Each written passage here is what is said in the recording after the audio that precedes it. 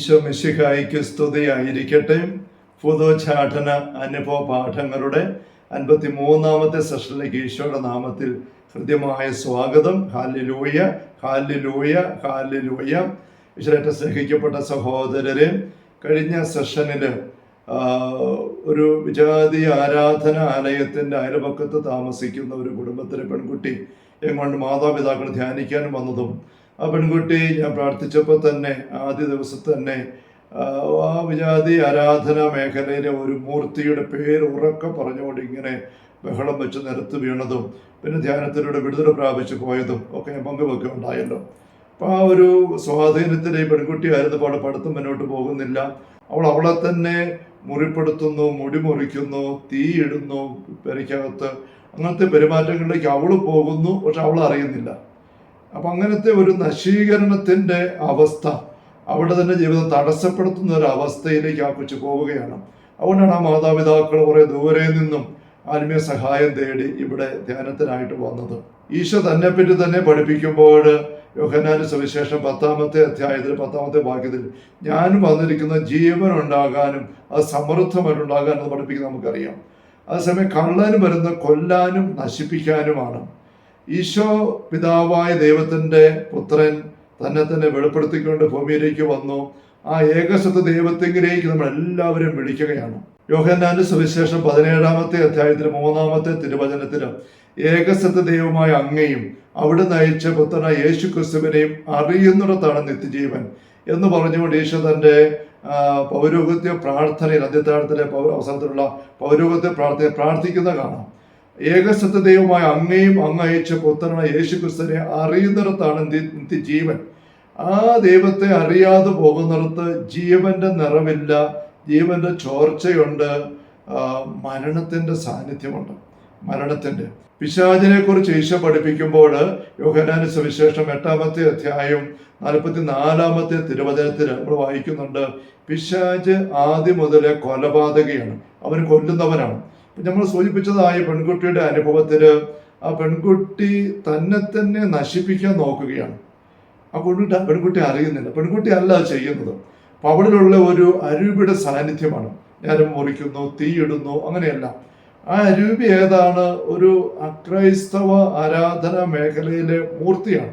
അറിയപ്പെടുന്ന ഒരു മൂർത്തിയുടെ പേരാണ് അവൾ ഉച്ചത്തിൽ വിളിച്ച് കാറിയത്. എല്ലാവരും കേൾക്കെ വിളിച്ച് കാറിയത്. നമ്മൾ ക്രൈസ്തവ വിശ്വാസത്തിലേക്ക് നോക്കുമ്പം അതിൻ്റെ അടിസ്ഥാനമായിരിക്കുന്ന പഴയ നിയമ കാലഘട്ടത്തിലേക്ക് നോക്കുമ്പോഴും നമുക്ക് കൃത്യമായിട്ട് കാണാനായിട്ട് പറ്റുന്നുണ്ട്. 10 കൽപ്പനകൾ മോശ വഴി നമുക്ക് ലഭിച്ചു. മോശയ്ക്ക് ദൈവം തന്നെ വെളിപ്പെടുത്തുമ്പം പറയുന്നത് അബ്രഹത്തിന്റെ ഇസ്ഹാക്കിന്റെ യാക്കോബിന്റെ ദൈവമാണ് ഞാൻ. എന്നിട്ട് ഈജിപ്തിലെ അടിമത്തത്തിൽ കഴിയുന്ന ജനത്തെ വിളിച്ചു കൂട്ടി വിടുവിച്ച് പുറത്തേക്ക് കൊണ്ടുവരുമ്പോൾ ആദ്യമായിട്ട് മോശയുടെ ദൈവം പറയുന്നത് സീനായ മല അടിവാരത്തിൽ താവളം അടിച്ചിട്ട് ജനം എന്നെ ആരാധിക്കണം.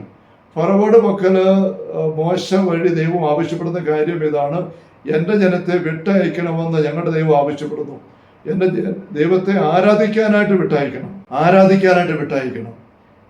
അതാണ് ഫറവോയുടെ പക്കൽ മോശ വഴി ദൈവം ആവശ്യപ്പെടുന്ന കാര്യം, അല്ലെ ഫറവോയുടെ പക്കൽ മോശ ഉണർത്തിക്കുന്ന കാര്യം. അങ്ങനെ ആരാധിക്കാനായിട്ട് മോശ ജനത്തെ കൊണ്ട് വരുമ്പോൾ ദൈവം 10 കൽപ്പനകൾ കൊടുക്കുന്നു. അതിൽ 1-ാമത്തെ കൽപ്പന ഞാനാണ് നിന്റെ ദൈവമായ കർത്താവ്. അവിടെ ആ ദൈവമായ കർത്താവിനെ വിശേഷിപ്പിച്ച് പറയുകയാണ്, അടിമത്തത്തിന്റെ ഭവനമായ ഈജിപ്തിൽ നിന്നെ വിടുവിച്ച നിന്റെ ദൈവമായ കർത്താവ് ഞാനാണ്. എന്നിട്ട് ഉടനെ പറയുകയാണ്, ഞാനല്ലാതെ വേറൊരു ദൈവം, ഒരു ദേവനോ ദൈവം നിനക്കുണ്ടാവരുത്. മോശ വഴി ദൈവം പ്രവർത്തിച്ച ഏറ്റവും വലിയൊരു കാര്യം ബഹുദൈവ വിശ്വാസ ശൈലികളിൽ നിന്നും ഏകദൈവ വിശ്വാസത്തിലേക്ക് കൃത്യമായി നിയതമായ കൽപ്പനകൾ കൊടുത്തുകൊണ്ട് ജനത്തെ ദൈവം ശക്തമായിട്ട് വിളിക്കുകയാണ്. 1-ാമത്തെ കൽപ്പനയായിട്ട് കാർക്കശത്തിന് ദൈവം കൊടുത്തതാണ്. പിന്നീട് മോശ ഈ കൽപ്പനയെ വ്യാഖ്യാനിച്ചുകൊണ്ട് പഠിപ്പിക്കുമ്പോഴെല്ലാം പഠിപ്പിക്കുന്നത് നമുക്കറിയാം. നിങ്ങൾ ചെല്ലുന്ന ദേശത്ത് പലതരത്തിലുള്ള ദേവീദേവന്മാരെ ആരാധിക്കുന്നവരും വണങ്ങുന്നവരും എല്ലാം ഉണ്ടാവാം. അങ്ങനെയുള്ള ഓരോ ആചാരങ്ങളിലേക്ക് നിങ്ങൾ പോകരുത്. നിയമവർത്തന പുസ്തകം 18-ാമത്തെ അധ്യായത്തിൽ പറഞ്ഞ് കാണാൻ പറ്റും. പുറപ്പാടിന്റെ പുസ്തകത്തിൽ 34-ാമത്തെ അധ്യായത്തിൽ മോശ ദൈവത്തിന്റെ സന്നിധി 40 ദിനരാത്രി ഉപവസിച്ച് പ്രാർത്ഥിക്കുന്നു. 2-ാം പ്രാവശ്യവും 10 കൽപ്പനകൾ എഴുതി വാങ്ങിക്കുകയാണ്. 10 കൽപ്പനകൾ വാങ്ങിച്ചുകൊണ്ട് ആദ്യം മോശ താഴേക്ക് വരുമ്പോൾ താഴെ ജനം കാളക്കുട്ടി ആരാധിക്കുകയാണ്. അതുകൊണ്ട് കോപേഷനായ മോശ ഉടമ്പടി പലകൾ വലിച്ചെറിയും, തകർത്തു. നമുക്കറിയാം.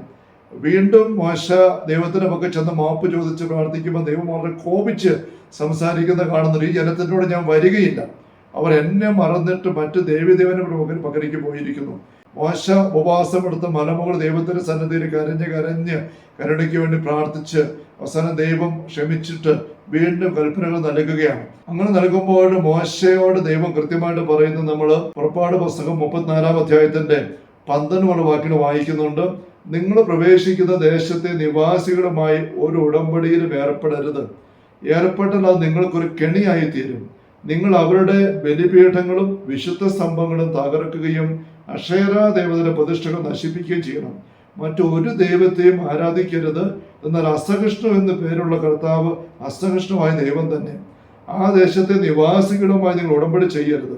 ചെയ്താൽ തങ്ങളുടെ ദേവന്മാരെ ആരാധിക്കുകയും അവർക്ക് ബലി അർപ്പിക്കുകയും ചെയ്യുമ്പോൾ അവർ നിങ്ങളെ ക്ഷണിക്കുകയും അവരുടെ ബലിവസ്തു ഭക്ഷിക്കാൻ നിങ്ങൾക്കിട വരികയും ചെയ്തേക്കാം. വീണ്ടും പറയുകയാണ്, അവരുടെ പുത്രിമാര് നിങ്ങളുടെ പുത്രന്മാരെ കൊണ്ട് വിവാഹം കഴിപ്പിക്കുകയും ആ പുത്രന്മാർ തങ്ങളുടെ ദേവന്മാരെ ആരാധിക്കുകയും നിങ്ങളുടെ പുത്രന്മാരെ അതിനായി പ്രേരിപ്പിക്കുകയും ചെയ്തെന്ന് വരാം. അതുകൊണ്ട് അത് നിങ്ങൾ ഒഴിവാക്കണം. വളരെ ജാഗ്രതയോടെ ശ്രദ്ധിക്കേണ്ട മേഖലയായിട്ടാണ് ഏകസത്യ ദൈവ വിശ്വാസത്തിന് വിരുദ്ധമായിട്ടുള്ള ആരാധനാ വേദികൾ, ആരാധനാ മൂർത്തികൾ, ആരാധനാ വിഷയങ്ങളുമായിട്ട് ഇടപെടുന്നതിനെ കുറിച്ച് തിരുവചനത്തിലൂടെ ദൈവം പഠിപ്പിക്കുന്നത്. ഇത് പഴയ നിയമത്തിലെ കാര്യമല്ല തോന്നാം.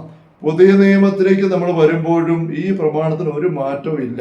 വെളിപാട് പുസ്തകത്തിന്റെ 2-ാമത്തെ അധ്യായത്തില് 12 മുതൽ തിരുവചനങ്ങളിൽ പെർഗാമോസിലെ സഭയ്ക്ക് ഉള്ള മുന്നറിയിപ്പ് നൽകുമ്പോൾ അവിടെ നമ്മൾ വായിക്കണം 14-ാം വാക്യം, എങ്കിലും നിനക്കെതിരെ ചില കാര്യങ്ങൾ എനിക്ക് പറയാനുണ്ട്. വിഗ്രഹങ്ങൾ കറുപ്പിച്ച് ഭക്ഷിക്കാനും വ്യഭിചാരം ചെയ്യാനും ഇസ്രായേൽ മക്കൾക്ക് ദുഷ്കരണം നടക്കാൻ ബലാക്കിനെ പഠിപ്പിച്ച ബാലാമിന്റെ ഉപദേശങ്ങൾ മുറുകെ പിടിക്കുന്നവർ അവിടെയുണ്ട്. വിഗ്രഹത്തിൽ അർപ്പിച്ച ഭക്ഷണം കഴിക്കാൻ പാടില്ല.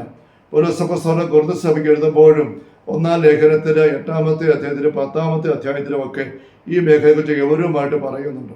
നമ്മൾ 10 കൽപ്പനകൾ സ്വീകരിച്ചവരാണ്. 1-ാമത്തെ കൽപ്പന ഏകസത്യ ദൈവമായ അവിടുത്തെ മാത്രമേ ആരാധിക്കാവൂ എന്നുള്ളതാണ്. കഴിഞ്ഞ സെഷനിൽ ഞാൻ പങ്കുവെച്ചതായ സംഭവത്തെക്കുറിച്ച് നമ്മൾ ആഴപ്പെട്ട വിചിത്രത്തിലേക്ക് കടക്കുമ്പോൾ ഒന്നാമതായിട്ട് മനസ്സിലാക്കേണ്ടത് 10 കൽപ്പനകൾ സ്വീകരിച്ചുകൊണ്ട് മാമോദിസ മുങ്ങി ഈശോയിലൂടെ ഏകസത്യ ദൈവത്തെ അറിഞ്ഞ വ്യക്തികൾക്ക് മറ്റൊരു ദേവന്റെയോ ദേവിയുടെ പക്കലേക്ക് പോകാനോ ഉള്ളു തുറക്കാനോ അവിടെ ഏതെങ്കിലും തരത്തിൽ ഇടപെടാനോ ഉള്ള യാതൊരു അനുവാദവുമില്ല.